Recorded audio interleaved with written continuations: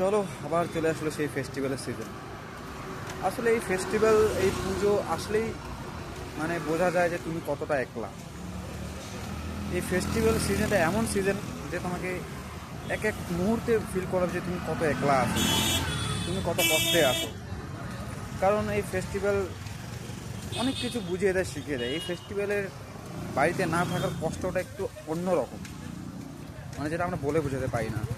তখন বাইরে এত হই হাল্লা হবে, এত মানে তুমি মনে করতে চাবে না যে আমি না এই ফেস্টিভ্যালটা আমি মনে করবো না, কিন্তু তোমাকে মনে করে দেবে। কারণ বাইরে এত হই হাল্লা হবে, তোমাকে বলবে যে একটা অনুষ্ঠান হচ্ছে, একটা ফেস্টিভ্যাল চলছে। তো বোঝানো যায় না, মানে ভিতরে যে কষ্টটা হচ্ছে, যারা যারা বাইরে থাকে তারা নিশ্চয়ই বুঝতে পারবে। আমাদের যেন আবার সেই দিন চলে আসলো, মানে কাজ শেষ, রুমে যাও, হেডফোন লাগাও আর শুয়ে পড়ে। এর থেকে বেশি তুমি কিছু করতে পারবে না।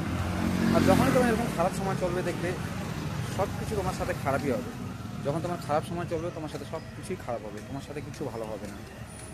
না কেউ কথা বলবে, না কেউ পাশে থাকবে। যখন তুমি একলা, তো তুমি সবসময় নিজেকে একলাই পাবে। এটাই বাস্তবিক জীবন। চলো, bye bye, happy Ganesh Chaturthi all of you.